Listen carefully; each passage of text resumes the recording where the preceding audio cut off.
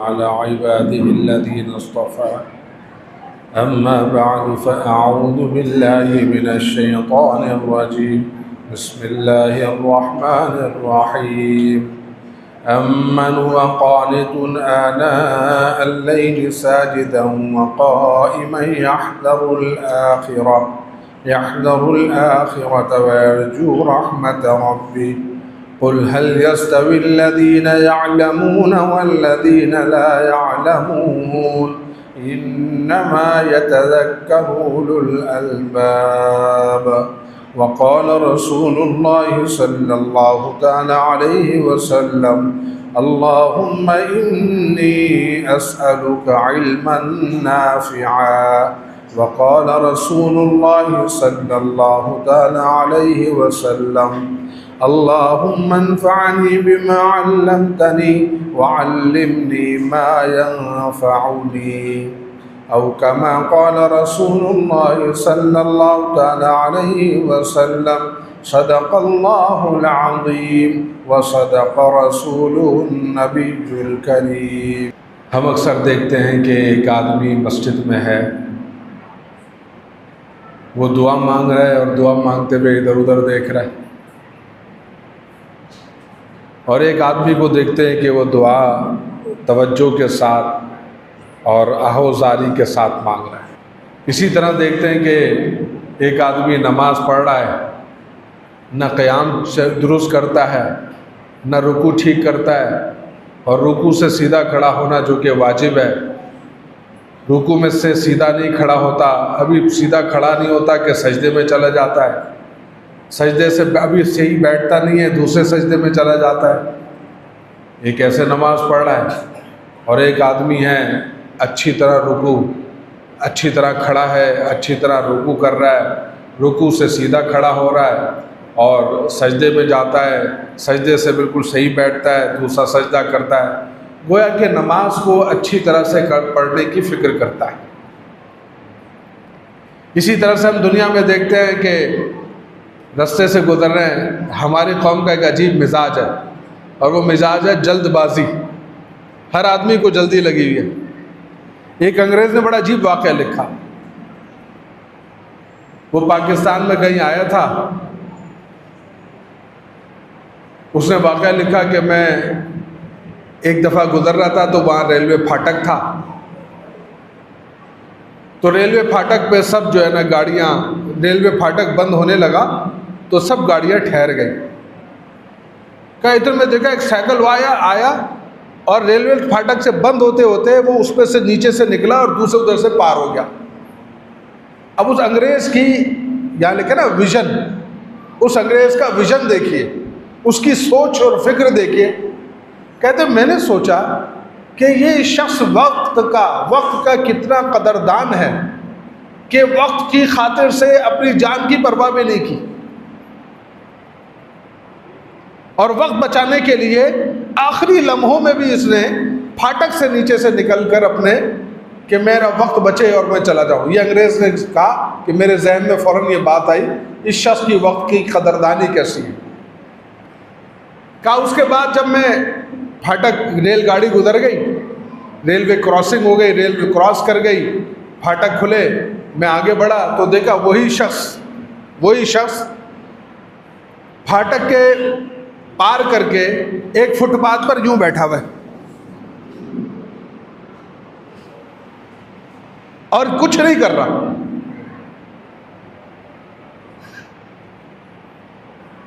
तो हमारी कौम को असल में जल्दबाजी का मरज है, हमारी तबीयतों में है ये। वो कहते हैं डिफ़ॉल्ट सेटिंग कि जल्दबाजी है। लिहाजा आप देखें, एक ट्रैफिक का ये लाइन है, एक ट्रैफिक की लाइन ये है, उसके सामने कोई गाड़ी आ जाएगी, वो ये नहीं देखेगा दाएं तरफ कौन आ रहा है, ठक करके इधर आ जाएगा, क्योंकि इसको ब्रेक नहीं लगानी ना, वो चाहता है दूसरे ब्रेक लगाए। ट्रैफिक का सिग्नल बंद हो जाएगा, लेकिन अल्हम्दुलिल्लाह हम पाकिस्तानी, हम किसी ट्रैफिक कानून को नहीं मानते और सिग्नल तोड़ते हुए चले जाएंगे। और इसी तरीके से रॉन्ग साइड तो हमारे आना, ये तो बड़े फ़ख्र की चीज़ है। गोया कि बड़े ख़ानदान बहुत बड़ा है, यही शख्स दुनिया का बहुत बड़ा आदमी है, लिहाजा ये कभी भी जो है सही रास्ते से नहीं जाएगा। लेकिन इस वक्त में भी ऐसे लोग हैं जो कि ट्रैफिक बंद हो, सिग्नल बंद होता है, सिग्नल पे ठहर जाते हैं। इसी तरह से वो लंबा चक्कर काट कर आ जाते हैं लेकिन रॉन्ग साइड नहीं आते। इसी तरीके से किसी के वालिदैन का इंतकाल हुआ तो हमारे यहाँ तो आम सी बात है मिरास को खा लेना, ख़ास तौर पे जिस भाई के कब्ज़े में माल हो, फिर उसके बाद तो भूल जाओ उसे पैसा निकलवाना। वो मिरास क्या चीज़ होती है, बल्कि वो मिरास खा लेता है। लेकिन ऐसे भी लोग हैं दुनिया के अंदर कि माशाअल्लाह हकीम उल उम्मत थानवी रहमतुल्लाह फरमाते हैं कि मेरे वालिद साहब की मिरास मुझे मिली तो मैंने तहकीक की, पता ये चला कि हमारे दादा से मिरास सही तकसीम नहीं हुई थी, यानी किसी पुश्त में किसी के। तो हज़रत फरमाते हैं कि मैंने पूरा हिसाब लगाया उनकी औलादों के ज़रिए से कितनों का इंतकाल हो गया था, लेकिन मैंने फरमाया कि बाद लोगों को एक आना मिला लेकिन मैंने उनको एक आना भी पहुंचाया। तो ये मिरास है। इसी तरह देख लें, शादी है, माशाल्लाह हमारे अच्छे अच्छे मुसलमान दीनदार हैं जिनके चेहरे पर माशाल्लाह इतनी बड़ी बड़ी दाढ़ियाँ हैं, माथे पे सजदे का निशान है। तो जाहिर बात है तबलीग से ताल्लुक़ है, उलमा से ताल्लुक़ है, बुज़ुर्गों से ताल्लुक़ है। जब वो शादी करते हैं तो इन्हीं साहब को जो कि मस्जिद के अंदर जो है ज़िक्र तिलावत में मसरूफ़ होते हैं, वही शादी में नाश्ते में भी नज़र आएंगे। और ऐसे भी ज़ौक़ वाले हैं, जैसे हमारे एक जानने वाले हैं, उन्होंने कार्ड पे एहतमाम किया और सबको ताकीद भी की कि भाई 10 बजे खाना होगा और 10 बजे से 1 मिनट ऊपर नहीं होगा। उनके बेटे का वलीमा था, उन्होंने लड़की वालों से भी कहा कि आपको भी 10 बजे से पहले यहाँ मौजूद होना है क्योंकि 10 बजे खाना खुलेगा। और हमारे यहाँ का तो मिजाज है आराम से जाएंगे, देर से जाएंगे। हम मौलवी साहब को कहेंगे मौलवी साहब टाइम पे आ जाइएगा, अब वो बेचारा मौलवी 9 बजे पहुंचा हुआ होता है, उसमें सिवाय हॉल के स्टाफ के कोई नहीं बैठा होता वहाँ। वो चूँकि वक्त की पाबंदी उनको पढ़ाई जाती है, समझाई जाती है, वो वक्त की पाबंदी दीन पर करता है। 11 बजे तक बेचारा ऐसे वहाँ बैठा मक्खियाँ मार रहा होता है। तो मेरे 10 बजे का वक्त दिया। अब मज़े की बात है कि 10 बजे लड़की वाले भी नहीं आए, लेकिन कुछ लोग आ गए थे। जो लोग आ गए थे उन्होंने क्या किया, उनको खाना खिला दिया। और बात यही है ना कि जिन्होंने वक्त की पाबंदी की उनका क्या कसूर है, जिन्होंने वक्त की पाबंदी की उनका क्या कसूर है। तो चूंकि मुख्तसर वक्त है, ज़्यादा मिसालें पेश नहीं कर सकता।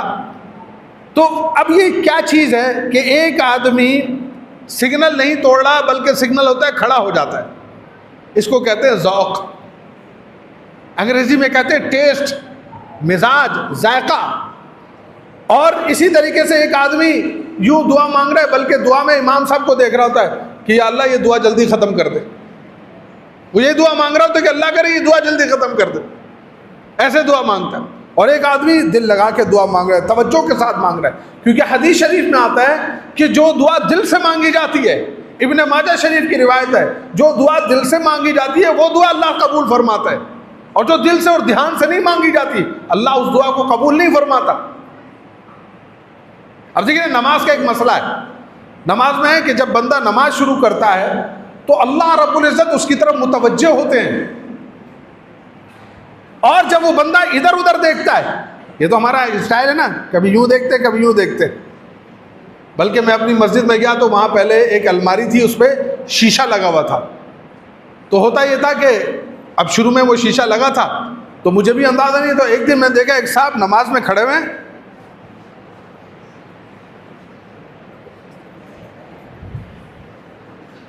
मैंने कहा अल्लाह अकबर। उस दिन मैंने उस पर फिर रंग करवा दिया। ये भी एक नमाज है ना। इधर आप देखिए नमाज पढ़ते हैं, यूँ कभी खड़े होते हैं, कभी ऐसे खड़े होते हैं। खुजलियाँ, मेरे शेख रहमतुल्लाह हज़रत अक़दस आरिफ बिल्लाह मौलाना शाह हकीम मोहम्मद अख्तर साहब रहमतुल्लाह फरमाते थे पता नहीं अजीब बात है, अल्लाह अकबर कहते ही पूरे जिस्म में खुजली शुरू हो जाती है। इसलिए फरमाते थे भाई नमाज शुरू करने से पहले कानों से पूछ लो खुजली हो रही है, खुजली कर लो। नाक से पूछो खुजली हो रही है, खुजली कर लो। बाजू से, हाथ पांव, तमाम जिस्म से पूछ लो खुजली हो रही है, खुजली कर लो। फरमाया जब अल्लाह अकबर कहकर खड़े हो जाओ, कितने बड़े मालिक के सामने खड़े। तो बंदा जब नमाज में इधर उधर देखता है तो आप सल्लल्लाहु अलैहि वसल्लम इरशाद फरमाते हैं अल्लाह ताला उसकी तरफ से अपनी तवज्जो हटा लेते हैं। वो है कि उसकी नमाज कुछ नहीं बचती, कुछ नहीं बचती अब उसकी नमाज। तो मेरे प्यारे दोस्तों, अब एक आदमी सिग्नल से बच रहा है और सिग्नल पे रुक जाता है, रॉन्ग साइड से बचता है, क्यों? लोगों को अजियत तकलीफ ना हो। इसको कहते हैं ज़ौक़। ये जो ज़ौक़ बनता है ना, ये जो मदरसा है ना, यहाँ मदरसे में जब पढ़ते हैं ना तो दौरा हदीस शरीफ के तालिब को खुसूसन और बच्चों को उमूमन समझाया जाता है, बेटा यहाँ तुम आलिम नहीं बनोगे, यहाँ तुम्हारे अंदर जो चीज़ पैदा की जा रही है वो इल्म का ज़ौक़ पैदा किया जा रहा है, इल्म का ज़ौक़ पैदा हो जाए, वो ज़ौक़ आ जाए। गोया कि इबादत का एक ज़ौक़ है ना, इल्म का एक ज़ौक़ है कि इंसान या ज़ौक़ को यूँ समझे। देखिए ना, इंसान के सामने खाने रखे, किसी चावल रखे और सालन रखे, आप किसी को देखें वो चावल पहले खाता है, किसी को देखें वो सालन पहले खाता है। अब ये कोई मसला नहीं है, कोई चावल पहले का है कोई बात नहीं, कोई सालन पहले का है कोई बात नहीं, लेकिन हर एक का एक ज़ौक़ होता है। किसी को आप देखते हैं वो खाना खाता है, सलीके से छोटा नवाला लेता है, उसको तोड़ता है, आराम से खाता है, मुंह से आवाज़ें नहीं निकालता, छोटे छोटे नवाले खाता है, अच्छी तरह चबाता है, हज़म करता है, एहतमाम से, तरीके सलीके से खाना खाता है, इसको ज़ौक़ कहते हैं। और किसी का बस ये इतना बड़ी रोटी तोड़ी, फिर उसको मोड़ मोड़ के उसके कई फ्लोर बनाए, फिर उसके बाद जब मुंह में नवाला गया तो एक गोमड़ा इधर निकलता है, फिर जब वो नवाला इधर आता है इधर गोमड़ा निकलता है। ये भी एक सलीका, ये भी एक तरीका। तो कहते हैं कि ज़ौक़ है, ज़ौक़। आप देखते हैं इंसान एक लिबास पहनता है तो लिबास के अंदर उसके गरीब आदमी होता है, अमीरी गरीबी कोई ऐसी बात नहीं है, असल चीज़ ज़ौक़ है। गरीब आदमी है, आप अब देखें मामूली लिबास पहनेगा, तरीके से पहनेगा, घर साफ सुथरा होगा उसका, उसके घर के सामने सफाई सुथराई होगी। लेकिन एक आदमी के पास रुपया पैसा है, रुपया पैसा है, लेकिन उस रुपये पैसे के साथ बेढंगापन है, तो उसको कहेंगे बेज़ौक़ या बदज़ौक़। तो बहरहाल मदरसे के अंदर जो है ज़ौक़ मिलता है, इल्म का ज़ौक़ पैदा होता है कि मैं इल्म सीखूं और इल्म के मुताबिक चलूं, ये एक ज़ौक़ मिलता है। देखिए ना, जो सरपरस्त हज़रात माशाल्लाह तशरीफ़ फरमा है, अपने बच्चे को मदरसे के अंदर क्यों डाला? इसलिए कि उनके अंदर इल्म का ज़ौक़ पैदा हो जाए। और हज़रत वाला मौलाना शाह रऊफ़ साहब हरदोई रहमतुल्लाह अलैह, जो मेरे दादा शेख हैं, मेरे शेख के शेख हैं, वो फरमाया करते थे, ये जो कहते हैं ना तालिब इल्म, फरमाया असल में पूरा है तालिबुल इल्मी वल अमली, क्योंकि यहाँ सिर्फ इल्म मकसूद नहीं है या वाह मकसूद नहीं है। ये जो बच्चों को इनाम दिया जाता है ये इनकी हौसला अफजाई के लिए होता है, हौसला अफजाई की जाती है कि माशाल्लाह बेटा आपने मेहनत की, जिस शोबे के अंदर मेहनत की अल्लाह इसमें बरकत दे, लेकिन इस मेहनत को जारी रखना। इनाम पाकर जो है वो मेहनत छोड़ मत देना, कि असल मकसूद इनाम नहीं है, मकसूद इनाम नहीं है, मकसूद इल्म है। और असल में मकसूद इल्म से भी ज़्यादा जो चीज़ है ज़ौक़ इल्म है, क्योंकि एक आदमी का इल्म है। देखिए ना, मेरे शेख रहमतुल्लाह एक बात फरमाया करते थे, फरमाते थे कि उलमा से फरमाते थे कि उलमा हजरात इस बात को याद रखें कि जब आप मस्जिद में इमामत करेंगे या बाज़ार में जाएंगे या कहीं जाएंगे, आपसे कोई नहीं पूछेगा कि फ़लाँ किताब में कितने नंबर आए, सिराजी में कितने नंबर लिए, नुखबा में कितने नंबर लिए, हिदाया में कितने नंबर लिए, ये नहीं पूछेंगे आपसे। बल्कि लोग आपकी सीधी शलवार देखेंगे कि टखने से ऊपर है कि नहीं है, वो देखेंगे मौलवी साहब की दाढ़ी ठीक है कि नहीं है, वो देखेंगे कि नमाज का वक्त है, मौलवी साहब डुडाई खा रहे हैं या नमाज के लिए मस्जिद में जा रहे हैं, वो ये देखेंगे। तो इसलिए फरमाया करते थे मेरे, देखो इल्म मिल गया, लेकिन अब उस इल्म पर जो अमल, ये भी एक ज़ौक़ है मेरे दोस्तों, तो लिहाजा मदरसे के अंदर एक ये ज़ौक़ पैदा किया जाता है, ये ज़ौक़ पैदा किया जाता है। और इस ज़ौक़ की हिफाजत के लिए जिस तरह से मदरसे वाले इस पर मेहनत करते हैं, वालिदैन के लिए, सरपरस्तों के लिए भी ये लाजिम और ज़रूरी है कि इस ज़ौक़ को बाकी रखें। मसलन एक बच्चा है, उसने मदरसे में सीख कर आया कि चच्ची से पर्दा है, मुमानी से पर्दा है, भाई की बीवी से पर्दा है। अब वो मदरसे में सीख कर आया,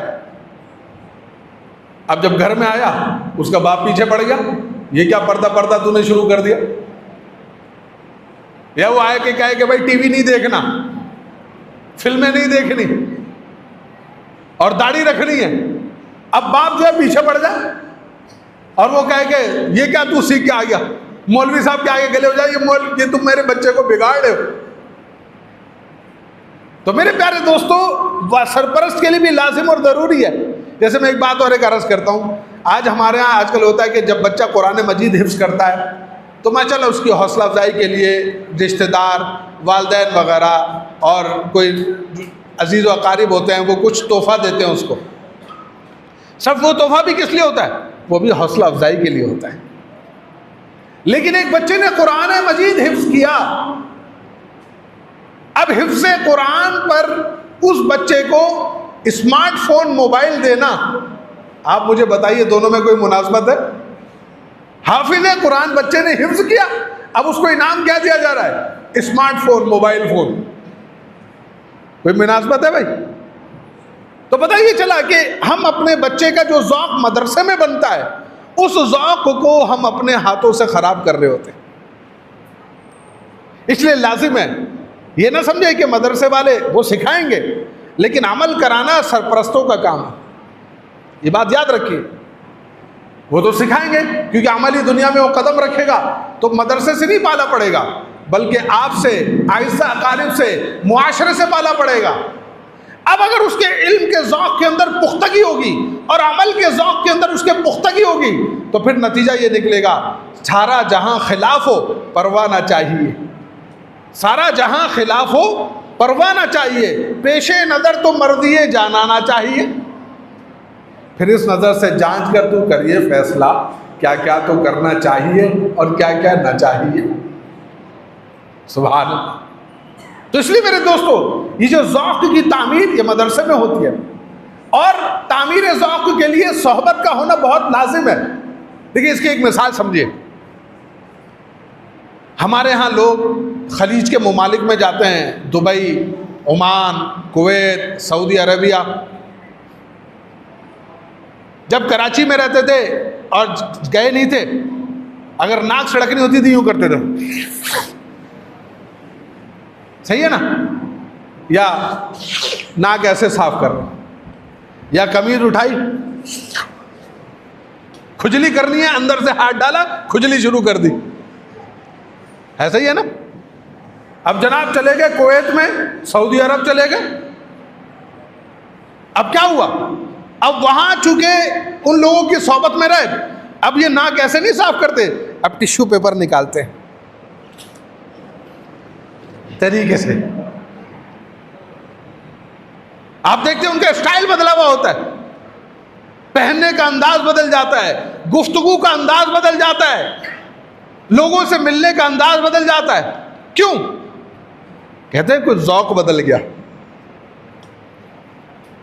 और ज़ौक़ की तब्दीली में माल का भी बड़ा दखल है, ज़ौक़ की तब्दीली में माल का भी बड़ा दखल है। इंसान के पास जब माल आता है ना, इसलिए फरमाया ना कि बेहतरीन माल वो है कि जो साहिब तक़वा के हाथ में है। नेक और दीनदार के पास आकर माल भी नेक हो जाता है। लिहाजा अब वो माल, अब हमारा ज़ौक़ क्या है, जब वहाँ पर माल है हम क्या करें? अक्सर औरतों की जो खतूत आते हैं, शिकायतें आती हैं कि हमारे शौहर के पास जब कहीं थोड़े से पैसे आते हैं नया मोबाइल ले लेता है, स्मार्टफोन खरीद लेता है। तो माल जो है मेरे प्यारे दोस्तों जब आता है तो अपने साथ बहुत सारी तबाहियां भी लेकर आता है। इसलिए कहा कि माल को हासिल करने से पहले तकवा भी सीखे, क्योंकि जब इंसान माल आता ना तो माल आने के बाद सबसे पहला काम होता है नमाज छोड़ देता है। नमाज छोड़ देता है क्यों? क्योंकि जो अब जो नमाज पढ़ना तो गरीबों का काम है ना जी, वो पैसे वाले का थोड़ी काम है। क्योंकि पैसे वाला तो वैसे भी शॉर्टकट नमाज कहीं भी होगा वो पढ़ तो लेगा। जैसा मैंने पहले जिक्र किया कि नमाज का एक तरीका तो यह है कि अच्छे तरीके से पढ़ी जाए, एक तरीका है कि ठक ठक ठक ठक ठक उठक बैठक जैसे नहीं होती वैसे नमाज पढ़े। तो क्या है मेरे दोस्तों, ये माल भी ज़ौक़ में बड़ा असर है इसका, कि इंसान का ज़ौक़ बदल जाता है और इंसान के अंदर उसका नतीजा उसके अंदाज में, उसकी गुफ्तगू में, उसके लहजे में, उसके तरीके में, उसकी पूरी ज़िंदगी में उसका असर आ जाता है। तो इसीलिए अब एक इल्म का ज़ौक़ और अमल का ज़ौक़, इल्म का ज़ौक़ पैदा होगा ये मदारिस दीनिया से, जहाँ इनको इल्म पढ़ाया जाएगा। लिहाजा जब इनके अंदर ये ज़ौक़ पैदा हुआ तो आप इन बच्चों की हौसला अफजाई करें कि हाँ बेटा, जो आपने सीखा, आपको आपके उस्ताद ने जो सिखाया यही तरीक़ा दुरुस्त है, मेरे डर कोताही है। अल्लाह अकबर। मसलन एक मुट्ठी दाढ़ी रखना ये मर्दों के लिए लाजिम है। अब बच्चा कभी बोल दे, वो डर के मारे तो पहले बोलता नहीं क्योंकि बाप की दाढ़ी नहीं है, या अगर दाढ़ी है तो पूरी नहीं है।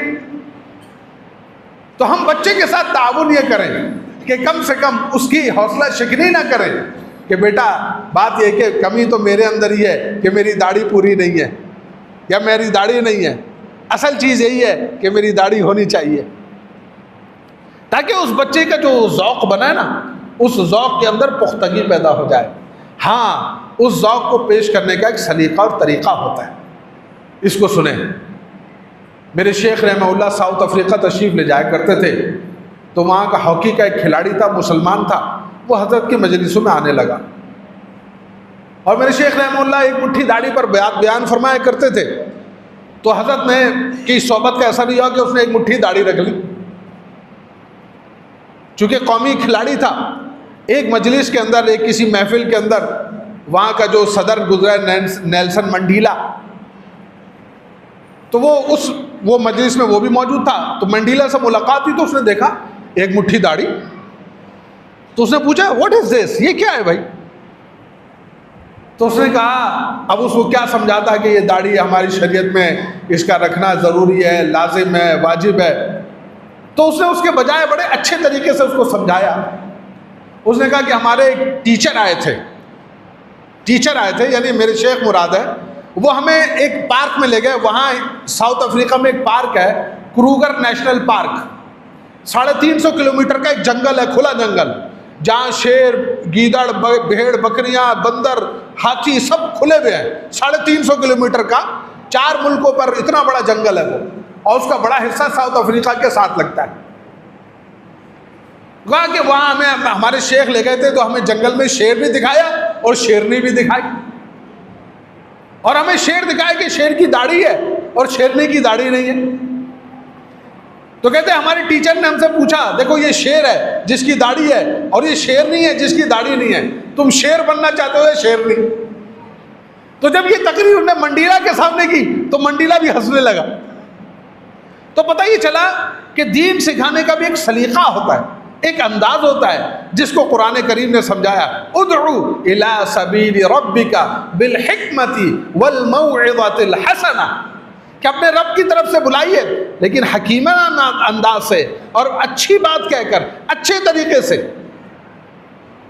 तो मेरे प्यारे दोस्तों, इन मदरसों के अंदर ये ज़ौक़ बनता है। जिस तरह से गल्फ़ में रहने वाला, सऊदीया में रहने वाला जब वहाँ से पलट कर आता है, उसका स्टाइल बदल जाता है, उसका अंदाज बदल जाता है, उसका रहन सहन बदल जाता है। इसी तरह से इंसान जब उलमा के साथ रहता है, अल्लाह वालों के साथ रहता है, तो उसके अंदर आखिरत का ज़ौक़ पैदा होता है। देखो ना, हमने अपने बच्चे को मदरसे में क्यों दाखिल किया, जबकि ये हमें मालूम है कि अगर हम इसको इंजीनियर, डॉक्टर वगैरह बनाते कितना पैसा कमाता हो, आईटी की फील्ड में ज़्यादा कमाता। लेकिन इसका मतलब ये नहीं है कि मदरसे में पढ़ने वाला आईटी में काम नहीं कर सकता, वो मसाइल सीखे। अगर दुनिया की, देखिए ना, तिजारत करता है, आप ताजिर हैं, अपने बेटे को ताजिर बनाइए, कोई हर्ज नहीं है, लेकिन तिजारत के मसाइल तो मालूम हो ना उसको। वो आईटी बने, डॉक्टर बने, इंजीनियर बने, ठीक है, किसी को अपने बच्चे को बनाने का शौक है, लेकिन मदरसे पढ़ाने का मकसद क्या है कि उसको दीन मालूम हो, ताकि वो दुनिया की कोई भी काम करे उसमें दीन को गालिब रखे।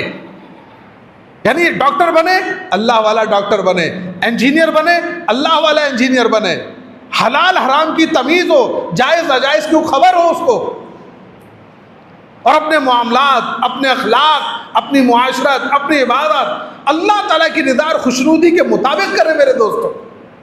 अलबत्ता रसूलुल्लाह सल्लल्लाहु अलैहि वसल्लम ने इरशाद फरमाया, खैरुकुम मन तअल्लमल कुरआन व अल्लमा, तुम में से सबसे बेहतरीन वो है जो कुरान मजीद को सीखे और उसको सिखाए। पूरी कायनात में सबसे अफजल शख्स वो है जो कुरान मजीद को सीखने और सिखाने में लगे हैं। अल्लाह अकबर। ये है वो एलीट क्लास के लोग, गोया कि अशराफिया में से हैं, जिनको आप सल्लल्लाहु अलैहि वसल्लम ने इरशाद फरमाया। तो बहरहाल इल्म एक ज़ौक़ है, शरीयत पर अमल करना एक ज़ौक़ है। और ये ज़ौक़ कैसे पैदा होता है? जब इंसान उलमा की सोहबत में रहता है। देखना, आप दुनियादार के साथ रहेंगे, आप एक मोबाइल के आशिक के साथ रहें, या कहना डॉलर ख़रीदने वाले के साथ रहें, क्रिप्टो करेंसी खरीदने वाले के साथ रहें, आपके अंदर भी होगा मैं भी क्रिप्टो करेंसी खरीद लूँ। उलमा से नहीं पूछेंगे क्योंकि पता है मौलवी मना करेगा। अच्छा, हम लोग भी जो ना आधे पौने मौलवी हैं, सब जो मौलवी नहीं होते ना वो भी आधे पौने मौलवी होते हैं। क्यों? वो कैसे? वो ऐसे कि पता है जिस बात में मौलवी मुझे मना करेगा, मौलवी से मसला ही नहीं पूछो। इतने होशियार हैं हम लोग कि जिस बात में मौलवी हमें मना करेगा ना, हम वो मसला मौलवी से पूछते ही नहीं है। और जिस बात में मौलवी साहब ने हाँ बोलनी होती है, हमें पता होता है सब हम ही लेनी होती है, उसमें हम मौलवी से मतलब पूछते हैं कि देखो मौलवी साहब हमें दीन की कितनी फिक्र है। ज़रा हम अपने गरिबान में झांक कर देखें, हम अपनी शादी पूछते हैं। हालांकि मसला है कि जिस लड़के की शादी हो, शादी से पहले वो निकाह के मसाइल सीखे, बीवी के साथ कैसे गुजारा करना है, अपने वालिदैन बीवी साथ रहेंगे तो क्या मसाइल पेश आएंगे, ससुराल वालों के साथ क्या मामलात करने, क्या मसाइल पेश आएंगे, शादी होनी कैसे चाहिए, क्या कैसे निकाह, कैसे वलीमा, ये सब पूछने की चीज़ है मेरे दोस्तों। लेकिन हम यहाँ बैठे हैं, कहाँ हमने कभी आलिम से जाकर पूछा कि हम अपने मामलात कैसे करें, हम अपने शादी ब्याह कैसे करें, फौतगी हो जाए कैसे मामलात होने चाहिए। हमारे यहाँ तो फौतगियों पे क्या आलम होता है, जनाब टेंट लगाया, चाय के थर्मास रखे हुए हैं और जनाब कावे के थर्मास रखे हुए हैं और गपशप चल रही है वहाँ पे, और बस क्या आया दुआ की और चल पड़े, और जनाब बख्शवा दिया, गोया कि तेरे अब्बा को बख्शवा रहा हूँ, दुआ कर, चल तेरे अब्बा को अभी बख्शवाता हूँ, बस दुआ की, यूं हाथ फेरा, चल भाई तेरा अब्बा निकल लिया जन्नत में सीधा। तो मेरे प्यारे दोस्तों, हमने तो ये मसला भी नहीं पूछा। देखो छोटी सी बात है, मुर्दे को जब कब्र में लिटाया जाता है तो हम लोग कैसे लिटाते हैं? ऐसे लिटाते हैं ना, पीठ नीचे करके, चेहरा यूं मोड़ देते हैं। ये तरीका दुरुस्त नहीं है, पूछे उलमाए किराम से। तरीका यह है कि उसको ऐसे लिटाए करवट से कि उसका सीना भी किबले की तरफ हो जाए, ये तरीका है। लेकिन हम तो पूछते ही नहीं ना किसी से। एक दफ़ा मेरा कब्रिस्तान में जाना हुआ किसी का जनाजे के साथ, तो देखा एक कब्र है, वो माशाल्लाह मार्बल लगा हुआ, फिर ऊपर जंगला भी लगा हुआ। तो पता चला कि पूछा किसकी कब्र है, एक नौजवान आया, मैंने कहा जंगला तुमने इसलिए लगाया तुम्हारा अब्बा भाग के बाहर ना आ जाए। एक तो मार्बल लगाया, ऊपर से जंगला भी लगाया हुआ है, लोहे का जंगला। तो हंसने लगा। तो मेरे प्यारे दोस्तों, हम उलमा से मसाइल ही नहीं पूछते। क्यों? हमें मसाइल पूछने का ज़ौक़ नहीं है। अगर ये ज़ौक़ हमारे अंदर पैदा हो जाए, फिर हम अपनी एक एक चीज़ में पूछें। तो बहरहाल नबी करीम सल्लल्लाहु अलैहि वसल्लम वो जो हदीस शरीफ मैंने पढ़ी, अल्लाहुम्मा इन्नी अस्अलुका इल्मन नाफ़िआ, हमें इल्म नाफ़िआ अता फरमा। इल्म नाफ़िआ क्या है? कि जो हमें आखिरत की तरफ लेके जाए। इसलिए मंतिक के बारे में उलमा ने कितनी गुफ्तगू फरमाई है हमारे अकाबिर ने। लेकिन अगर उसी मंतिक और फ़लसफ़े को मुसलमान कर दे और आखिरत का ज़रिया बना दे, कुरान और हदीस के समझने का ज़रिया बना दे, तो वही जो है अल्लाह तक पहुँचने का ज़रिया बन जाएगा। लेकिन मेरे अपनी मस्जिद में वाक़या हुआ, एक साहब आए, उन्हें बड़े मेरे पास मुझ पर रोब डाला। इसके 17 साल मैंने मंतिक पढ़ी है, मैं सुनता रहा। मैंने कहा, फिर उनसे पूछा, मैंने कहा आपने जो है माशाल्लाह जो है हमारे ज़माने के अंदर जो है ना नूरुल इज़ा पढ़ाई जाती थी, फ़िक़्ह की किताब। अब तो नूरुल इज़ा नहीं पढ़ाई जाती है मदरसों में, तो उस ज़माने के हमारे ज़माने में वही थी।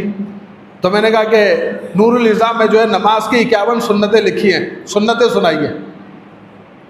यकीन जाने 2-4 से ज़्यादा सुन्नतें नहीं बता सके नमाज की। तो मैंने उनसे पूछा, मौलवी साहब क़यामत के दिन नमाज का पूछा जाएगा या तुम्हारे ये मंतिक फ़लसफ़े को पूछा जाएगा? देख लो तुम अपना हशर। इसलिए फरमाया, अल्लाहुम्मा इन्नी अस्अलुका इल्मन नाफ़िआ, कि अल्लाह वो इल्म अता फरमा जो मेरे लिए नफ़ेमंद हो, दुनिया के लिए भी और आखिरत के लिए भी।